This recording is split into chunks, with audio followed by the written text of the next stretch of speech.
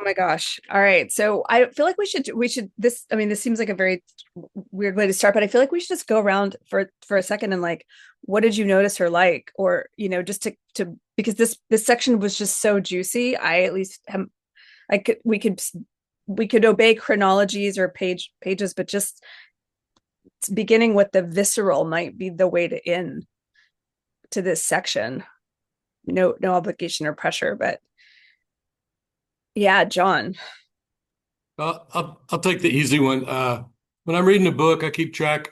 Like every time I underline something, I mark that page. Every time there's an editing error, which hasn't happened in this book, I have a little code for that. I have a little code for quotes. But in this book, I now have a new code for vulgarity. So, the business about jumbo and going out for exercise, I'm really, you know what? That's not the last time we're going to have to read about this. So, I've now started keeping a track of all vulgarity references, and vulgarity is just a polite word for me to use for stuff that I'm just real good grief. Um, there's so much about this book that's so important, and we've got that too. So over. I told you I was taking the easy one. No, that's, I think if we could just follow up, like, what rises to the occasion of being notable, and when did you start doing this? Like, noting you needed a code to keep track of that much Right. repetition. I just, when he said, and I pulled out my penis and called it Jumbo, I thought, all right, there we go. It has begun.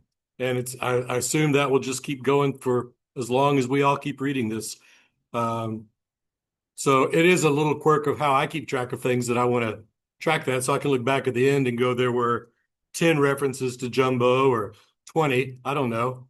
I don't know what's going to happen, but I thought, you know what? I want to remember where all these are instead of losing them in the mass of other notations of where I've marked something. Jumbo is a character in a way in the story, you know, like full on developed as one in a way. Um, what other things viscerally just like felt new to the experience this time?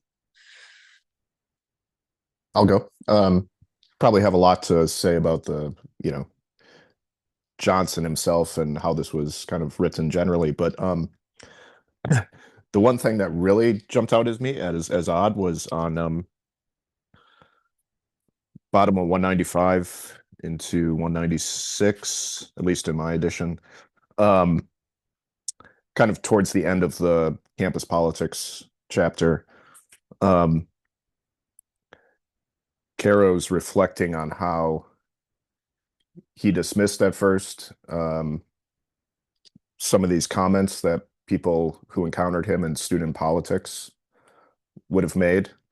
Um, and it was such a kind of strangely first person telling of his research process inserted into this text in a way I've never seen in a history book or even most nonfiction books, unless that is the topic of the book, somebody talking about a scientist talking about how they had done their research or something. But it just was a really unusual aside of kind of making himself a character and what it was like to talk to the people there. I mean, there's been a little hint of that where he's kind of more obliquely getting to it by saying like, um, where it's even kind of present tense. He'll be like, well, so and so says this, and it's clear he's kind of relating what they told him. But this was kind of all about his dismissal and what convinced him, and the researcher being him, of course.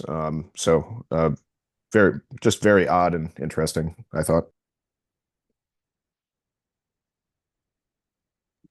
Did you like it? Like, did it make you feel sympathetic to the process, or like, oh, why are you breaking frame? Like, what is this? um, yeah, um, I guess in some ways maybe it's a little honest. Maybe it's kind of trying to help if anybody starts to feel like this is really a hatchet job. Why are you digging so much into his college politics when he was 20 years old? Is it just because you obviously dislike these things about Johnson and his political career and wanted to kind of besmirch him at a young age, but like there's this overwhelming weight of people who kept telling me how awful he was in college, so I had no choice but to believe it almost. Um, um, so I can see how it serves a function in that way, but I also thought it was a little bit odd because it's kind of like um, just removing kind of more of the objective view, I thought. I was taken aback by that too. When he first said the researcher, I wasn't sure he was talking about himself until he did it a couple of times, and I thought, well, it must be him. I didn't make up a separate code for this one, but I will wonder how often he's going to break the wall like that and address us. But I agree with Paul that it was nice for him to explain the process, sort of over. It's like a, I'll just, I don't know if these things are helpful. It's an old Thucydides trick, because history, my favorite thing about being a historian is like it's one of the older disciplines, so it doesn't have some of the same criteria for like objectivity and not that modernity imposes on the social sciences. It's just too old, and so people always had this problem of like, how do you know what happened? There's no planet on which you could possibly have been there, and there's no records, so like there's this complicated like having to account for why you think something is worth reporting and why you can be trustworthy. And so like Thucydides is often hacking it by being like, well, okay, I talked to a bunch of people and or I heard or whatever, but this is what the occasion must have been like to have sort of produced these patterns. And then he'll just full on make speeches up, but it's like he's always trying to create enough triangulation on the conditions. And so he does that really self-conscious trick often of breaking frame. And he was someone who like, he's writing about war, so it's like there's no way he was that in all spots. But I reading this, I kept thinking like, oh, this guy is like he knows because Vietnam's coming, right? It's like, you're about to play Thucydides games about empires that overextend themselves, and that tradition, you can sort of see him, I don't know, like picking up on some of that. What is an occasion for which to make a judgment on a character? What was the occasion of this kind of speech? How do you know enough? And being self-conscious but hedging. I suspect it's a little bit of that. It's a little Peloponnesian War touch. That's my suspicion, but I don't know. I would want to read more about Caro's process. What other things viscerally grabbed in this section? We're just kind of throwing bits together because this section, I thought at least, was very visceral. What'd you notice? Or we've got Jumbo, the penis, breaking the historian on as a character. I was struck by the difference between how he seemed to be perceived as a student and then how he was perceived as a teacher. In both cases, he drops out of school to earn money and works as a teacher. And it's almost this like inspiring high school teacher, thing where he's like finding the abilities of the students, and all the students really think he's great. Everyone around him thinks he's great. In both cases, we could argue whether, by modern standards, he did not respect the culture of the students. He probably crossed some lines that you could never cross today. But people seemed to love him.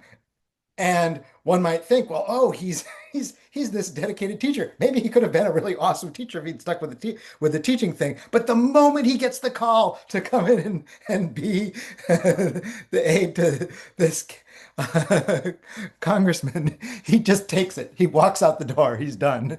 But he seems to have had. I wonder if that's something around. He was actually a really hard worker. And was just kind of, put a huge amount of himself into whatever he was doing. And in teaching, that's rare. In teaching at that level, at least, that's rare. At least at that level, at that era, that's rare enough that people just sort of locked onto him and said like, oh, this is something special. Whereas in politics, where you're clearly in it for yourself, it's like somehow that the snake is more evident at that point. Yeah, I'd follow up to that, John. His work ethic was really impressive in this section. The last one is him being a child. I don't think we saw that as much. And then, just as a student and the things he would do really late at night, all the way into the morning to get votes. And then obviously the debate, running the debate team, if you will. Like, I was quite impressed with that. Like, obviously, I have a preconceived notion of LBJ, but when I see that kind of work ethic, I think that's pretty unique as an individual. I don't know what drives it, right? It's interesting to kind of see what if it's the power, if it's what it is, or if it's the passion of politics that he enjoys that game. But this section quite impressed me with his work ethic, and I'm interested to see how he uses that moving forward in public office.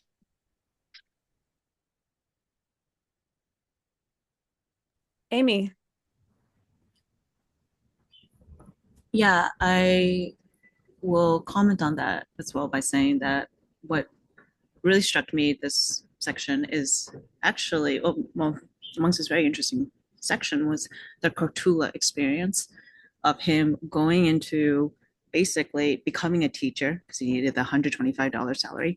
And then he just, as John said, just like Goran Shack, his whole belief system upon students, kids, and then took over as a principal, like essentially.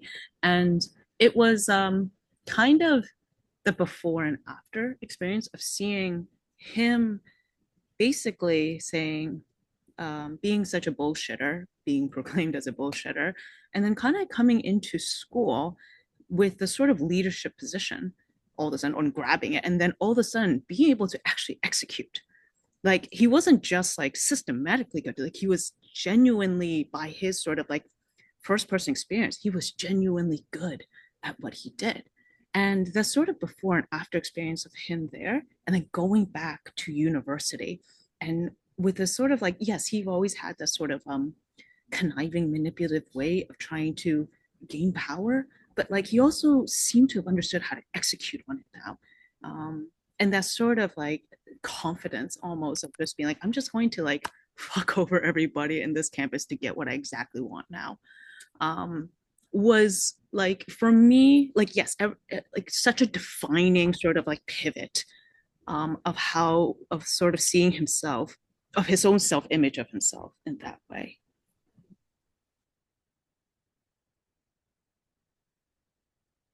Could we build that? I'm sorry, Jamie. I'll hold it. Please. Yes. Thank you very much for your generosity. I think also one thing which kind of struck me viscerally as you kind of asked is a sort of contrast between how kind of adept he is at this kind of political game, even like the murky side of it, and then just how kind of inept he seems at like managing money, for example, where he just seems to waste quite a lot of for barely any money he has, and like ingratiating himself with others where he like just seems to easily get despised by people. He seems to have like this clear view of everything for politics, and then he just doesn't seem to be able to have it in any other domain. It's like a very domain specific talent, but then he's like blind almost in every other way in how he seems to have an idea of his reputation for the elections, and then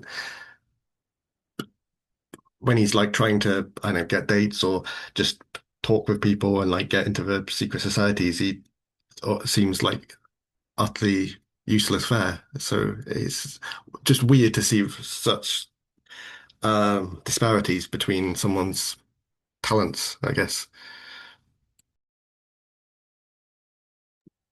Yeah, Amy. I just like one quick comment off of James as well was what I always get a sense of when reading these first two sections is that like Lyndon have a very clear sense of like wanting to always be in the spotlight in some way, shape, or form. Like he is, even as a kid, that was like just like already so innately part of his genetical character, raising, whatever it is. And whenever we talked about him being like so inept in like basic empathy of like of like dating the girls, or like not being such a blatant liar. Like I also get a feeling that like he understood people's conception of wanting power because he himself embodied it so deeply in him in such, and then the sort of like black magic of utilizing that to manipulate a whole campus into basically something that he understood because he also resented the Black Star. And so it kind of is a strange, like taking the emotions of other people and strategically turning it against people. And at such a young age to understanding that already. Um, Maybe like, yeah, he was very like, even his conception of like lying all the time was just like, it always felt as though like, no, he just wanted to be relevant. He really just wanted to be relevant in any way, shape, or form kind of feeling and had no clear idea of how to do it until he started to see his capabilities wielded in scale at, say, school or whatnot. I I don't know if this is also what you're uh, going towards, Amy, but it kind of made me think of it as a synthesis of what uh, Jamie was talking about that contrast is like in understanding people, the kind of loose spending of money is a way to make himself relevant and seen and kind of get people thinking about him, talking about him, which if his object is power or being in the spotlight, it's not really in a way being inept with the money because it's serving the purpose that he was trying to, have it do. And then, of course, I mean, part of it could also just be, I mean, obviously taking after his father and other relatives who weren't that great at managing money, of course, but like there's a way in which it's instrumental to be kind of this loose big spender towards his bigger project of being the star and political power. Yeah, Massimo. No, yeah, I mean, I'm curious to see what this means in the sense of leadership. Like he, the way that Lyndon was able to get to, I mean, it's a small part of leadership, but in the sense of running when he's at the school and running the debate team and kind of in those echelons of administration, and then obviously when he's a student and being able to, maybe it is a manipulation of the administration, but I do find those individuals were probably still like relatively smart adults, right? And and just to is it the charisma of LBJ that got him to kind of this position of leadership at an early age, or is it more of the manipulation, the emotional manipulation, kind of like what Amy was alluding to, she was talking about? So, and yeah, if we do kind of decide what it was, what does that say of leadership as a whole? Before this, before he even gets into the public office aspect of leadership, but just in this section. Bold. Yeah. Marcus.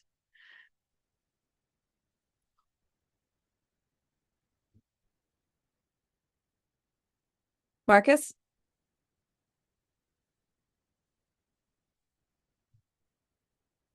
Wait, can you hear me? I'm gonna just send him a chat so I don't overlook him.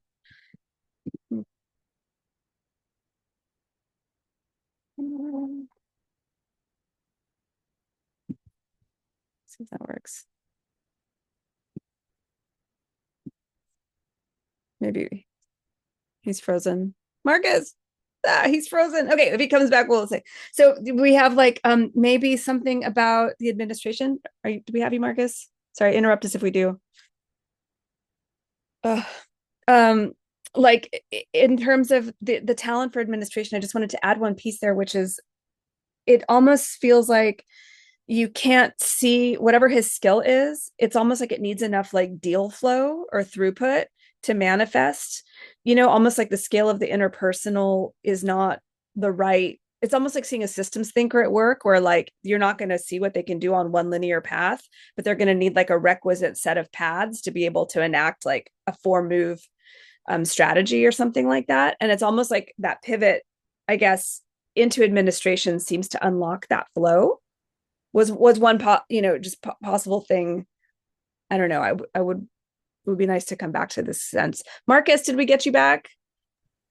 Yeah, sorry, I don't know what Ah, happened. My Mary's- computer just fully died. But yeah, I'm on my phone. Um, yeah, I just wanted to like sort of playing off what everyone's saying. My overall impression from this section was I came away with like a disgust of Lyndon Johnson as a human being, just like totally like a full revulsion to him and his like worldview and his tactics, and it's not just the lying. Um, it's this like lying and cruelty and like pointless ambition. And they talk about it in the White Star section quite a bit, where he's finding like political points that he thinks will like win him votes, but it seems like he doesn't care. He doesn't care like what the outcome is for the students or for the school. It's just like, hey, I found this like human lever I can pull to get more votes. And yeah, and like the cruelty as well when he's sending his little lieutenants after the girlfriends of the people who are running against him. I don't know. I just found it like, I guess, just disgusting.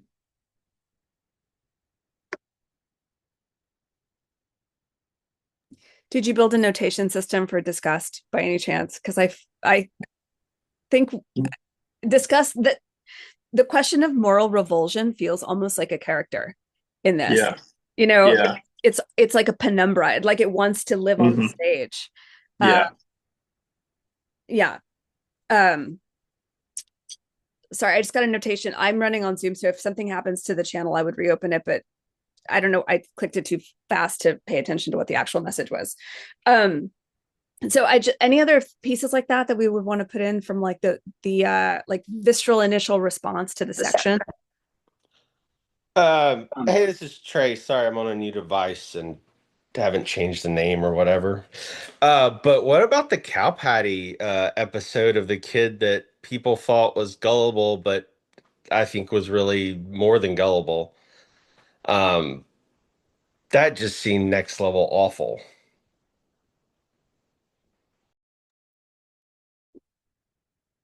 Yeah.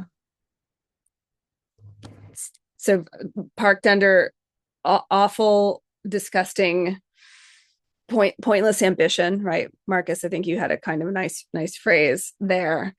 All right, so we have like a whole kind of strand of things to sort of unpack. Do we want to do, I mean, is there a preference for going now like through as it unfolds in time for the book's actual components here? Does that we have a before and after sort of staging around like campus. I'm just thinking like maybe like campus 1, and then we have the dropout period, right, where he becomes the teacher, and then we have campus 2, and then the exit into politics proper, like as the frame here called escape. And last time when we talked, the whole context was about traps. So like trap. Everybody kept getting trapped and couldn't get out of the trap. And this is like, we have left all the traps behind somehow, or something has happened, because we don't really come back to the question of the trap anymore. It's as if a page has been turned. And so I'm just wondering, like, if those sections, right, like campus 1, is that a trap still? Like, is the teaching a trap? Do we have any more traps? Like, what happened to the traps? Because he seems like on fire here, from landing on campus to ending up with free housing to getting a job to talking to the president. Like, it's almost like if you had started the book here, you would not feel any sense of the unwinnable hand that we got for the first like 150 pages of this book about Texas and its conditions and like his family. What happened to the traps? I mean, I would suggest that maybe one trap is lack of funds, that he's but he's incredibly resourceful at figuring out in what by hook or by crook how to obtain funds. But he could barely afford to stay in college. I mean, he had to drop out for a year, and so and it seems like like the numbers. I was trying to put the numbers together. Like, how could he even possibly make this work? Because his school fees were $400, right? For I guess for the year, maybe. I'm not sure, but that's that's a ton of money, and he was making nothing close to that. And somehow he managed to get free housing and managed to live, keep himself fed and everything. On on simply by flattering his way into into obtaining the funds and borrowing and making that happen. But that seems to me to be like the biggest trap is lack of funds. And I will question, somebody said he wasn't good at managing money, but I wonder if you think about his long-term plan, if he was actually great at managing money, because he does eventually, he winds up going where he wants to go. So he's using money as a tool. It might not be developing a fortune at an early age, but it seems to be he's using it well. That's all I would say. But it's not an insurmountable trap for sure. Yeah, I wanted to say something on that because it seemed like the way he played with money was like very conscious of like, oh, I can go to the bank and they'll give me some for free, and like maybe I'll pay it back, maybe I won't, but right now I have the money. Or, you go borrow it from friends or family and it's like, okay, cool, I have money, so it seems like it just sort of worked out for him. Yeah, I think there still is like a trap though, like it whether it's like making his own luck or just lucky, but like there is a sense of just friends like giving him his their life savings for like no particular like reason other than he would have to drop out, and it's just like that you can't sort of plan around that, I guess, to like you can't expect I'll get through college because I've got two friends who'll just randomly give me hundreds of dollars for the time. I mean, what, thousands of dollars just for no particular, just because they like me and they'll let me do paint me garage like over and over again at inflated rates. It's like perhaps you can say that he managed to bring that about in some manner, but there's also a case of if he'd been unlucky in terms of people he knows and they had followed like the consensus opinion of his character, he wouldn't have got that and he would be kind of languishing in probably in debt or in prison or something. Massimo, Max. Yeah, no, I mean, to Marcus' point, I understand that he wasn't good at money. I think more like from an analytical standpoint, like mathematically, he wasn't good at money. But then to John's point, like he was good using it culturally or through kind of the means of money, right? Like I don't see him investing in an index fund and just kind of leaving his money go, right?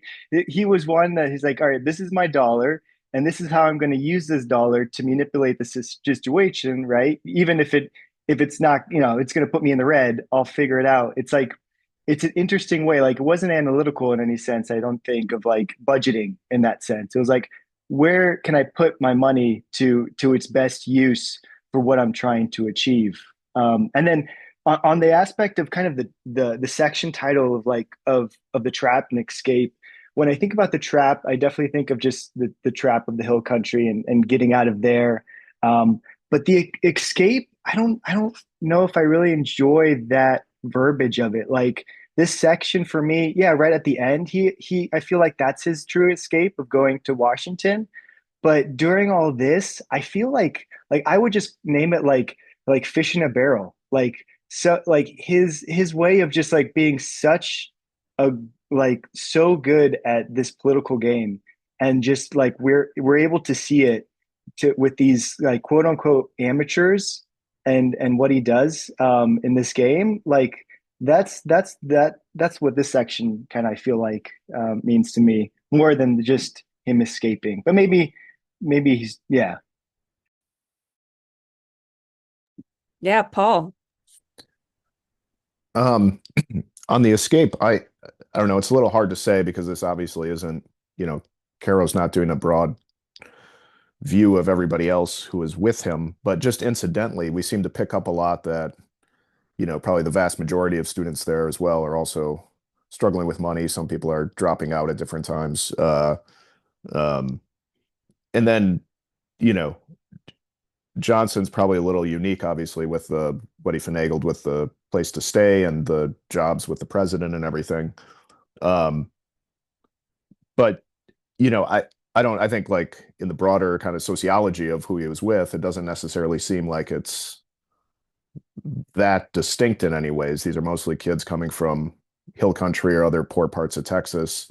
And then whatever he mentions, kind of who some of these people are later in life, they all ended up with great jobs, whether they were, public school teachers in Texas somewhere, or, some of them are like, oh, as, ended up a molecular biologist, or they were teaching at the University of Texas or whatever. I mean, like, it seems like the vast majority of people, quote unquote, escaped coming from probably somewhat similar circumstances. Yeah. So the college did seem to do some amount of like actual uplift in its like ambitions for what colleges. Yeah, I think getting there and staying there and turning it into something was kind of the process. And obviously this is also a time when what 10% of the population went to college or graduated from college only. So I mean, you're already in, even though it's not a great school, quote unquote, you're still like in a decent position, I think, having gone there. Obviously, the graduating into the depression for everybody didn't help that, but uh, it's hard to know without kind of a broader analysis of where everybody ended up. But like just what we pick up, it seems um, like at least like from having to go back to work on a farm in the hill country, like that's kind of been taken care of. Yeah, the new floor has been set for your fortunes, maybe at that point. Amy, you had your hand up. I didn't want to bypass you at all. I was actually Max kind of articulated what I was thinking, that it didn't feel like an escape. And I guess to extend that, it's more like in a game theory sense, it was almost just like, look, he was just playing a level 5 game, like at a level, and mastering that level so well that he can scale onto the next level kind of feeling.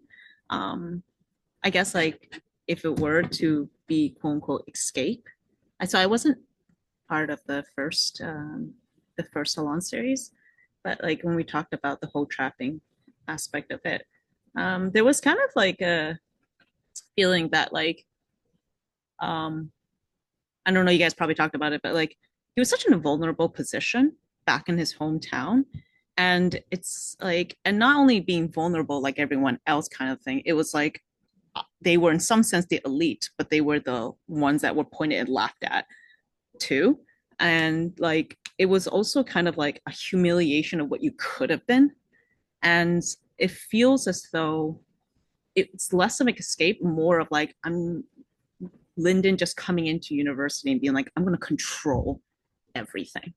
I'm going to control the situation to get exactly what I want so that I will never fall back on that situation, to what my father and my mother was kind of feeling. And they will be doing absolutely anything in order to never fall back in that poverty, which I think the book sort of opened up as well, of just like, well, I'll give up, we're talking about money. He was like, I forgot the beginning of the book, but he was given a lucrative position of just like, I think with the oil, um, someone else. And the point was, it was just like, he rejected that because he was like, look, that's going to look bad for me as a president when I try to become president later. And so like going back to the money thing, it was just like, no, he knew the feeling was that like, he understood that he had to become in debt to invest in himself, in order to like 2x his return in that weird way. So yes, I think I agree most. I think it was Max or John's conception of the money thing. But yeah. So he's got the sort of ability to think about, I mean, both letting the parents, although they don't appear in the same sort of brightness, structure him as a potential like respondent to what he learns from them, that reinvention moment in college that everyone gets the right to have, but also that maybe like deep in the bones capacity to reject the path of failure shows up here, you know. So money maybe does have a different sensibility if the driving fears, just, this is a little conjecture, right, are, I don't want to go down the path my dad went down, you know, that humiliation was so painted so brightly in the prior section. This does seem like I will do anything I can as a revealed set of preferences to not go back to where I came from before. From that perspective, then money becomes something you can convert into capital of another kind, like a kind of, it sounds like a political capital question that intersects with status games, but itself doesn't seem to be wholly captured by status games, you know. And that maybe seems like a useful distinction to think within the present, where we assume the attention economy is a status economy of prestige and clout, you know, and he's leveraging money definitely to do some of the things that an attention economy is also supposed to give you, right? Like capturing the newspaper, like managing to fix the blah, blah, blah, right? He's doing conversions, but it seems more targeted towards leveraging even attention as a mode of power, not necessarily an ends into itself as fame or something like it. And that's an interest. I was struck by the numbers of kind of capital conversions that open up in the way he manages the instrumentality of social relations and financial, you know, possibilities and biographical currency. Like, I'm Johnson from Johnson City, you know, like that he's making use of an enormous number of sort of tacit conversions in ways that feel a little bit different than how I assume in the present someone who's trying to capture power would feel they needed to go about it. Just some thoughts. Well, and I mean, kind of a direct capital conversion, which seems like his long-term project of kind of overspending to kind of peacock himself and go on dates with women who are going to have rich fathers, which goes back to Johnson City. Then you see here in San Marcos, and then obviously, you know, looking ahead, we know with Lady Bird Johnson. So it's like I'm wasting money, but in the project of I'm gonna get a nice secure marriage for myself where I get access to somebody else's funds.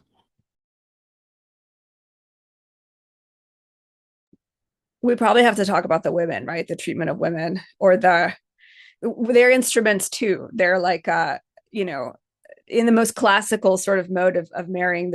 It's funny because everybody always says like you go to college to work on your MRS, especially that part of the country. There's a lot of working on your MRS, but he's really working on his like MR.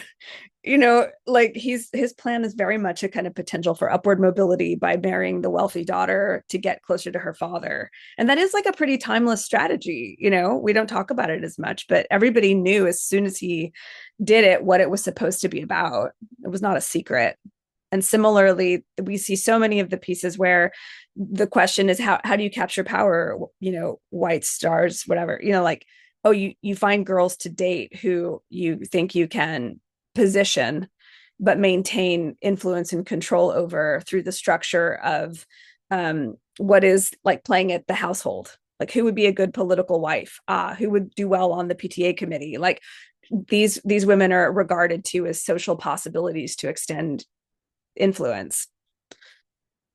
I don't know, just some other thoughts, other things about the women maybe. I have one more thing on the capital. I was surprised. I think most of us, when he had the opportunity to take, when he was given the opportunity to give jobs away, right? I don't think his job was the highest paid. I think his had the most power. And I think Lyndon would all day long take the highest power over the highest paid, which is kind of to Amy's point in the beginning of the book with the discussion with the oil men, which is, I don't know, just maybe another example of the use of capital in the society for Lyndon. But I found that rather fascinating. Right? I mean, that's a huge, especially I think it was during the Depression during that time. So that was like, it was obviously a sad part reading that, because you saw, you know, students that had to go back to the farm and teachers that really wanted to keep the students, but there was no way to have them afford it. And here's Lyndon just throwing out these jobs and being able to kind of manipulate who gets what, um, even if they're paid more than him, because it's not about the money in that sense. It's about his power of being able to control who gets what. It was, yeah, that part was fascinating. In a way, it seems like I wonder if we could, I don't know if this is an enjoyable move or not. So really tell me. My brain always wants to abstract up a level and go like, is this like this, and look for like isomorphisms and whatever. I'm just wondering if there's like a, between the women who are relations that convert in an ongoing way and the provisioning of jobs, those both seem like isomorphic in the sense that they let a kind of clientelist relationship develop of downlines and uplines, as opposed to like a free market sensibility or like, return on investment, that there is a kind of logic to it, which is like nest as many people into depending upon you as possible for their livelihood or well-being. And then when you build them, you've got these kind of tentacles already manifesting into other organizations that look unrelated, but they are like a family firm in a way as a structure. I don't know if that, I haven't read the book, obviously. So if that feels like it's definitely not how he moves, John, that resonates with. Yeah, it makes a lot of sense to me. And I think it's funny because it reminds me of the White Star rule, where if someone asks you if you're a member of the White Stars, you're immediately expelled from the White Stars, and then you can say no. And then but so it's like building up this structure allows you to not make that much money, and then your network won't let you be, leave college permanently. It won't let you fail, essentially.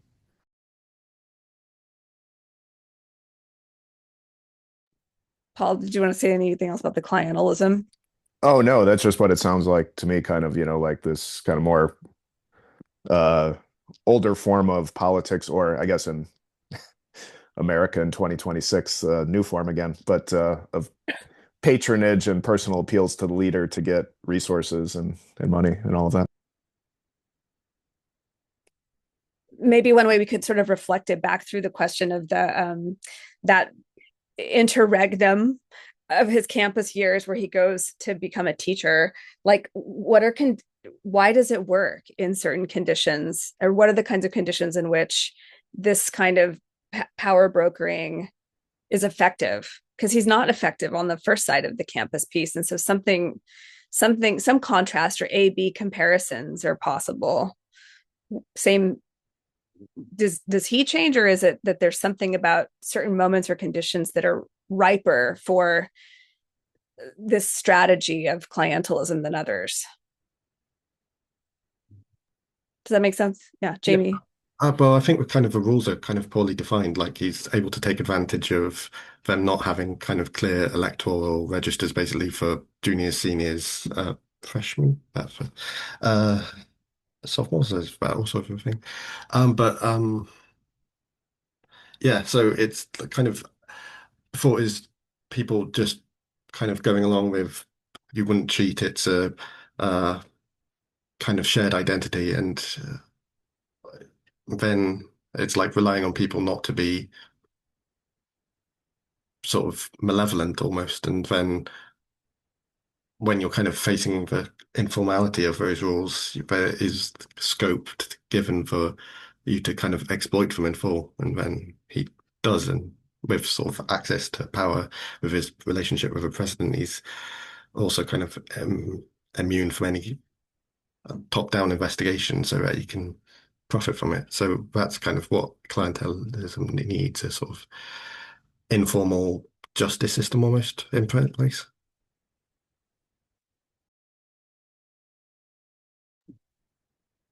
And what about just to push one piece further, did you think was he up to the same thing in the in his role as the teacher slash principal, or is that like another facet? Like, because it's a different kind of sociological structure. And so I'm just trying to kind of test the, I don't think he was obviously clearly in, I'm sure he didn't have it so worked out that this was like from the cradle, he is going to be a clientelist and he's like following the manual, you know? But so I want to just like make sure that I'm not over attributing, and that teaching part seems like it gives a nice way to test that thesis, kick the tires, because the sociological structure is so different. He's like in the authority role. He's not pretending to be, like, he's performing in front of kids who can be merciless and like don't give a fuck about your feeling. You know, like it mixes up enough that it sort of helps ask the question, like, is it the same dynamics at work there, or is it a different set of dynamics for power? Yeah, so something I noticed in the college is like for the clientelism, I don't know, the college seems like the size of like a modern like high school and seems to have a lot of like the stereotypical like groupings, right? You had the jocks, you had the debate team and the like YMCA. And I think what he found there is like, hey, if I can get a little money to the YMCA, I've now captured this entire group, right? So he doesn't have to go after like individual people and curry their vote. Like if he can get like one little thread, he realizes he can pull like 20 or 30 or 40 people at once.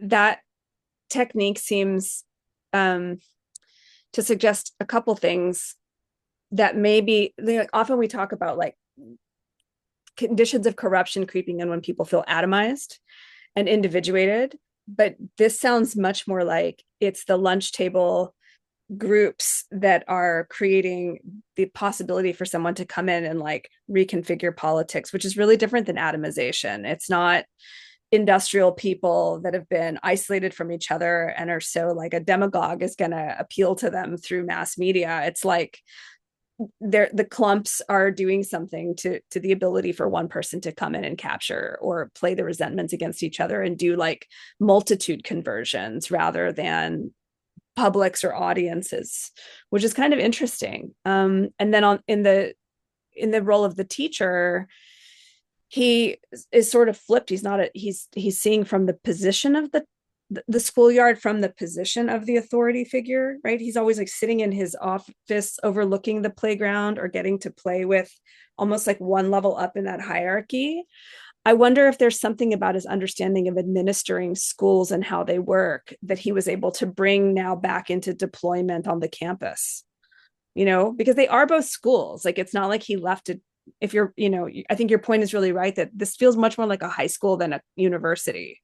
And so they seem like a little closer now that you're saying this than I had really noticed at first, as a learning space where you can map another perspective's insights into the environment. I don't know.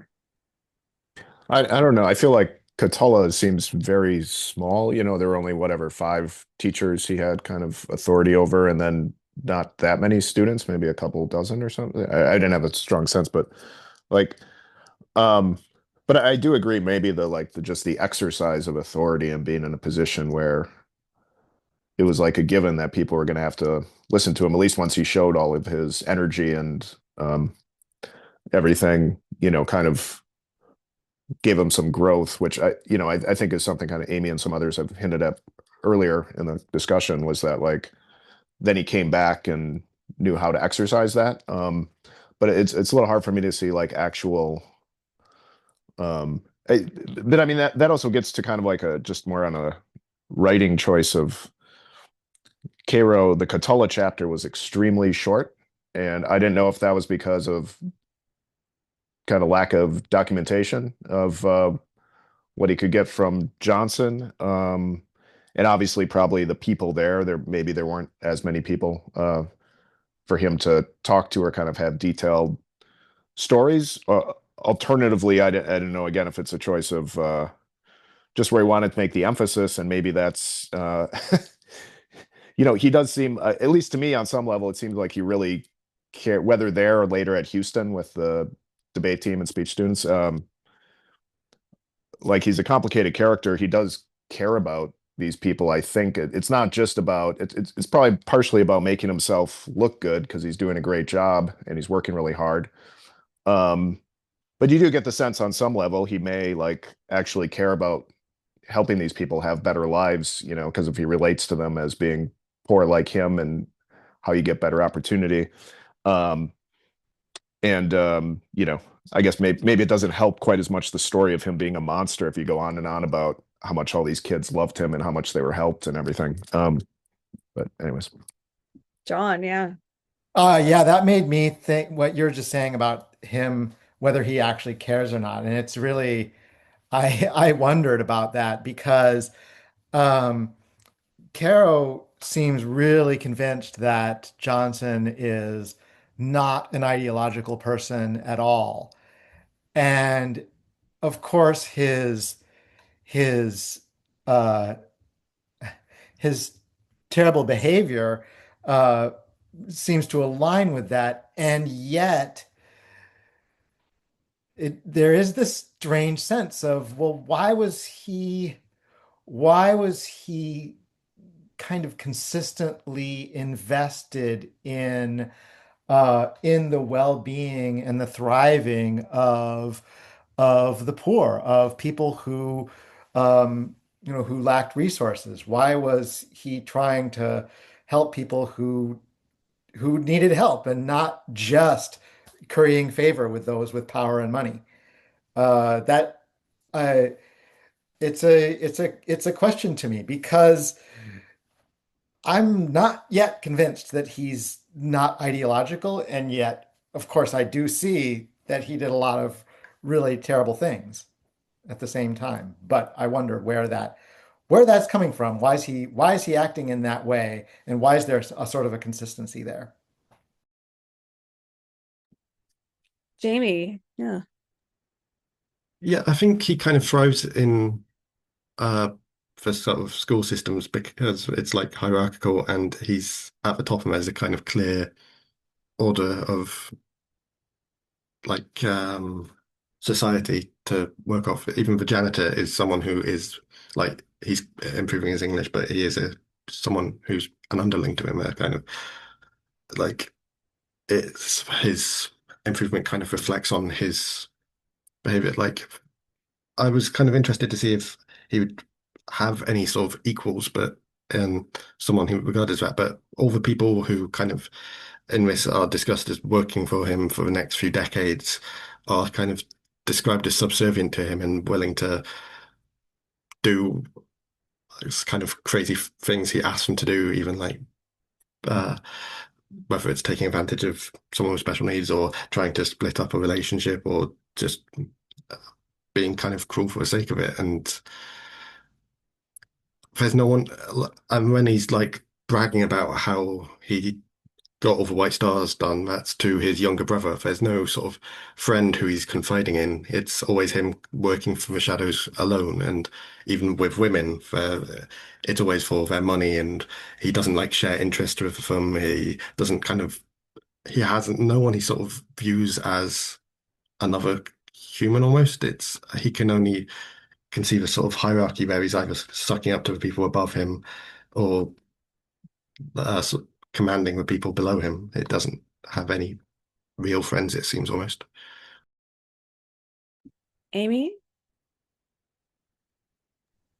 Oh, I was just going to quickly add that I think towards that end of the section where he was holding all the job power and he was sort of giving it out strategically. There was a section where there was, I forgot what is it, one kid who was like definitely needed the job but wasn't willing to ask Lyndon for it directly. And it was only, and Lyndon knew. And everyone was like, why didn't you give it up? And so Lyndon was just like, because he didn't ask me. Because he didn't, not like in summary, like he didn't deface himself enough his pride to ask Lyndon for the job. And so I think to like John's point and Jamie's like, there is something like my hunch is that like he does care he does care about the welfare of people, of being in some sense and is actually genuinely diligent in the same way that, like, I don't know, George Washington would want to see his troops perform uniformly to fight a war, right? Like, there is a form of a disciplinarian perfectionist in him, that seems to execute administratively towards people, and that he really does need to be kowtowed to for it. Like, almost that same feeling of like, you need that recognition in order to give that benevolence back to people. That's the transaction that he's using, and which is useful for creating weak ties of relationship, of course, which turns out useful in politics. Max, do you prefer Max or Massimo? I'm sorry. You're muted, sorry. Either one, whichever one you prefer, no problem. To Jamie's point on the friend aspect, or confidant or someone, I think, well, like, what is everyone's thoughts on still his relationship with his mother? I don't know how like Freudian we want to get into that, but just what I'm looking forward to in the book is um, is if he, or maybe it's not this one or another one, but like when the passing of his mother happens, like what happens to him as a character? Because it seems we don't really get it, like Caro seems to say that he keeps the connection with his mother a lot with letters and going back to see her. But we yeah, but we don't see it. We don't see it very often. But I think it's there in the undertones. Help that's helping drive him for something, or maybe yeah, I'm not sure. That's a great question. Anyone thoughts on mom or what might happen? Though we've been told, Trace, right, that we shouldn't. Kara reminds us not to get all Freudian. Of course, we'll do as we wish. But any other thoughts on that? The looming mother with the letters. I think he's lonely and insecure, and his mother is the one attachment who will will be consistently there for him. Um, that he he wants more connection, and that might be some of the root of his of why he works so hard. He wants to be validated by other people, and so his mother, he knows he can rely on his mother. And who writes who writes to their mother every day? I mean, in some ways one would say, oh, that's quite admirable that he writes to his mother every day. But who does that, right? Even in the 1920s and 30s. And I think he wrote to his mother, it seems like more than his mother wrote back to him, which is really quite remarkable. It did make me wonder if one of the core archival sources here, in fact, is that exact correspondence. So that even if we didn't want to get all Freudian, that the mother-child attachment is probably leaving a big trace. And we have daily, she probably saved all the letters, they're probably in the library or something, so it may in fact be that we see that part of him of the clarity that we don't get to see the students, that he had as a teacher, because that might not have had a rich enough archive of him being an asshole or so, so it's interesting to think about what the source streams here are doing too to make the portrait. Yeah. John, in the chat, you were saying that his insecurity might have driven him to take actions that will cause others to see him as moral. I wondered if you wanted to say a little bit more about that. I was trying to address that seeming contradiction between Caro describing him as not ideological, as not being driven by um, not having an ideological agenda, and yet him constantly taking the side of those who needed help, of the underprivileged, of trying to lift up people who lift up the poor, and trying to figure out why that is. And I'm sort of having this little sort of idea floating in my head of him just being driven by fear or insecurity. And that is what drives him to be so diligent, what drives him to write his mother all the time, and what might drive him to work hard for the benefit of the underprivileged. Because if people see him as a moral person, as a good person, then they'll like him more. They will approve of him more, and then he will feel less lonely. It will alleviate his insecurity. That's my amateur diagnosis of Johnson. Yeah, Amy. Oh, just one small thing is that I was to John's point about this his ideological neutrality. Almost like I wonder how much of Cairo's theory that of Lyndon watching his own father being so idealistic about what and then standing for um, this sort of like morals essentially in watching the downfall and the consequences of that also led to Lyndon being like, well, what's the point then? like, like that's actually it leads to more to personal sort of destruction. Uh, but I don't know if like how much that theory would actually stand. I'll just add this one line because it's like the thing I liked most, where he says that the impedimenta which hampered his father did not hamper him, right? He had one believing in nothing. And it does seem like if dad is super ego, he's just found like the limits of what idealism will get you, and that you could flip the whole thing and be completely instrumental, and that winning didn't have something to do with believing or causes, that their means and ends can be decoupled from one another in some way. That feels like a real insight. Sorry, Massimo, to jump the queue there. No worries. No, I think on the line of ideology, I don't know. I feel like isn't there an ideology for Lyndon to just want to be the president of the United States? Do we think that's just not, and it's sprinkled a little bit more in this text and obviously in last month's text as well. Like, is it just sprinkled in there because we know he becomes it, or is it true that like, nowadays kids want to become influencers, right? But he wants to be the president of the United States. He doesn't want to be the richest person in the world. But he says he wants to be the president of the United States. As many of us know, is probably the most powerful position in the world. And we keep seeing that he wants to put himself in these positions of power. I don't know. He tells the kids, right, that he teaches that he's going to be president. I think that's the first announcement we see. Paul?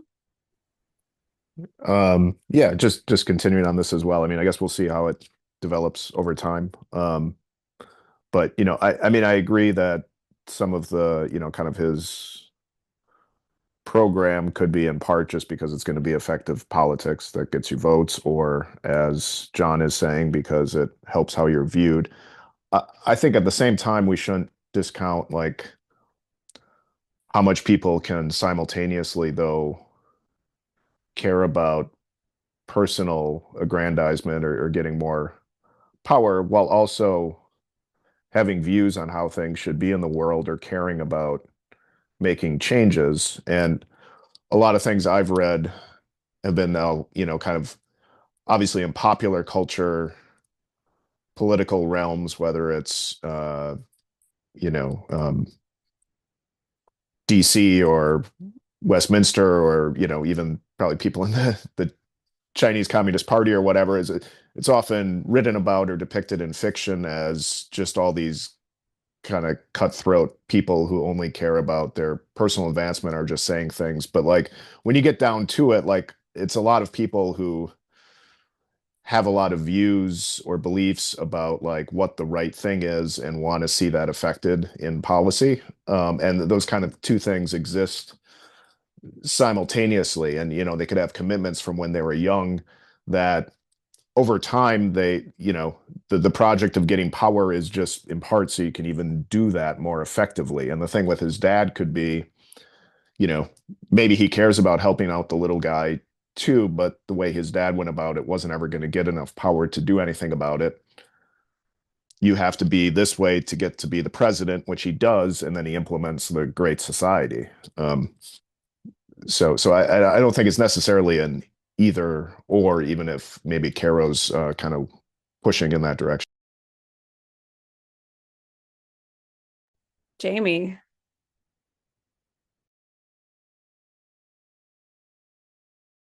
Hang on, you're muted. Yeah, that helps. This is kind of a question more to you guys because I wasn't entirely sure if it was local customs or not. But throughout this kind of section, there's like 2 or 3 points where someone says, a sort of middle-aged woman kind of says, Johnson called them a second mother, and also his teaching job before Houston, he like has to resign it suddenly because he gets the Houston job, and he talks to him and he says, I view as an older brother, and that's like someone he's known only a like couple of months and doesn't feature again in this book from my control effing. But is that like an American thing to sort of say someone you've just met for like a couple of months is as second mother, or is that a Johnson specific thing? I wasn't sure if it was like some kind of American folksy charm or if that was just a Johnson being a bit of a weirdo. I would add, I will say something biographical here because I grew up in this area of the country and my family is like very rural Mexican, so the story he's telling is like cringily uncomfortable, right? Of like he's going into these environments and just like telling the kids to like sharpen up and learn English. And I'm like cringing. I'm thinking like, oh God, I'm totally one of those kids who fell for this kind of nonsense, Like I'm like thinking about my ex high school history teachers not being like, were they actually just trying to power broker me, into upwardness? And it works. That sucks, so I was reading this and thinking about that section. And this part of the country I think of as like, actually, I was even born at the school he's at. Like my dad was in college at the time. So I know that environment very well. I've lived in married student housing there. So when he was doing it, I was thinking this little region of Texas is so both slow growth, which he talks about in the first section, right? It's too hard an environment for there to be massive swings of Sunbelt migration in the same pattern. It's more of a speculator's environment of booms and busts, and then low growth agrarianisms that are barely hanging on. Like my family's all like goat farmers, and so I think there is a quickness of guest hostness to and also a sort of Spanglish that would have a set of words available. Like this is my comadre, like my co-mother, my compadre, my co-father. And so you can knit those together much faster because there's like my mom's from a town of 200 people and my dad was from a town of 5,000 people. And so even if you're just like, the region, it's kind of like the lunch tables. You can much more quickly make these hops into intimacy and vouchedness than I think even in the big city like Austin, which would have still been pretty small, like was possible. And so I'm so glad you mentioned that because it really struck my ear too. Like, wow, this is very specific to the region. I don't even know if it's an Americanism. Any other thoughts about? I could be overreading. Maybe Minnesotans are the same way.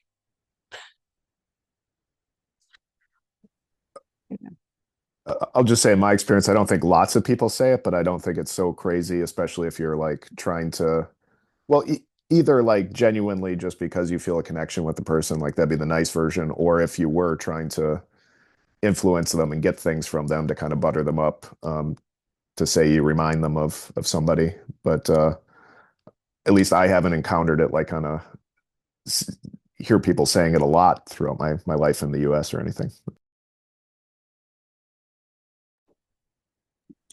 So we have about 4 minutes left. I'm wondering if we want to queue up anything that's the bridge between strands from this section into the next one. I'm happy to echo back what I've heard from you, but if there are things that we, especially for people who've read this before, as we take the next turn into this month, that we would want to think about together, might be worth flagging them. Big unanswereds.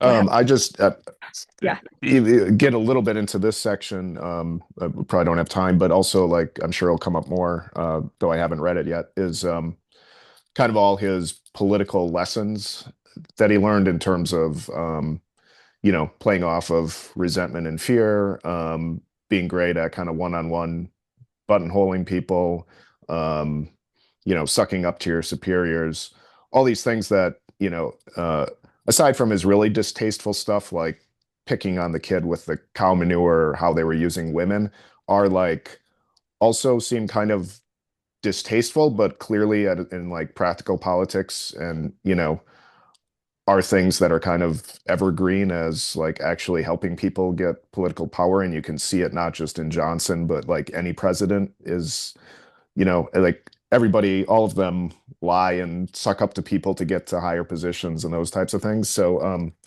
I thought he kind of presented those as the lessons he developed in college. It'll be interesting to see how he like applies them going forward. Would we be interested in keeping a list of them collectively, like lessons from baddies? Like if you're going to do this together, it's like Yeah. it's kind of. I think you have a good point. I don't mean that in a sociopathic way, really, but it is kind of interesting. We don't get this kind of like retail politics tactical manual often in life. Don't with great power comes Yeah. great responsibility. So of course we would never use these for the dark arts, but it is interesting to track them, as a thing that might be fun. Other stuff like that, ideologies come up a lot, but the Marcus, yeah. Yeah, I think the exact same point of, like um from high school to college, when you get like the valedictorians of every high school end up in Harvard, and now like they were the top of their game and now they're just in a group with all the other valedictorians. It seems like this will be the same for him, right? Like he has this knack for political maneuvering and influencing and cajoling people. And then he gets sent to Washington, which is like, the the top of the league of the people who do this. So I'm interested to see like how his like innate um sense for politics works in this environment, and like what he learns and like how quickly he learns it, like picking up tactics and tools from other people, like you were saying. I'm going to be very vulgar in this and say like what scales. I Hmm. kept thinking of Peter Thiel's like smallest possible monopoly, and you're like, okay, but then what happens when you scale up to try to go after a bigger monopoly? What transfers and what does not transfer? Could be an interesting set of things to talk about.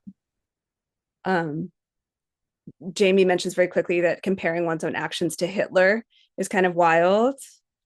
Maybe we should be looking for other analogs he imagines himself in terms of and is willing to report on, so that we can get a sense for where he's getting these ideas from or what he's capable of reading as part of his instruments. I don't know. Any others? One point that Carol says at the end of this section, and the same also, of course, was the talent that was beyond talent, the natural genius for politics that animated all those techniques. So I can understand the talent side of politics, but what does he mean about the natural genius for politics? How are we going to see that moving forward? That seems like precisely the place to mic. That's like a mic drop of a question, right? Yeah. Amy seconding. Yeah. All right. So maybe we pick it up next time on Sowing with, this question of what is the natural genius of politics, and what is the kind of political theory that we're able to look at this deep into the book. One quick question. I did find some populists that were interesting historian wise. Are y'all interested in things like, here's like 3 people who are on these side quests if you're into it, and or I could reach out, they're often academics, and add like little side sections, like anybody want to phone in and ask, hear this person's thing, or put us in touch so we can ask them questions. But if any of that kind of additional build out is of interest, let me know and I'm happy to do it, but I don't want to presume on our behalf that that's of interest. Okay. So I was thinking populist, maybe if we wanted to I'll send a note, but we want side info from historians who are, I'm sure, psyched to nerd out about 1930s Texas. Cool. All right. I'll see everybody in a month. Have a fantastic Sunday. Thank you for doing this. So much fun. Good fun. Take care, y'all.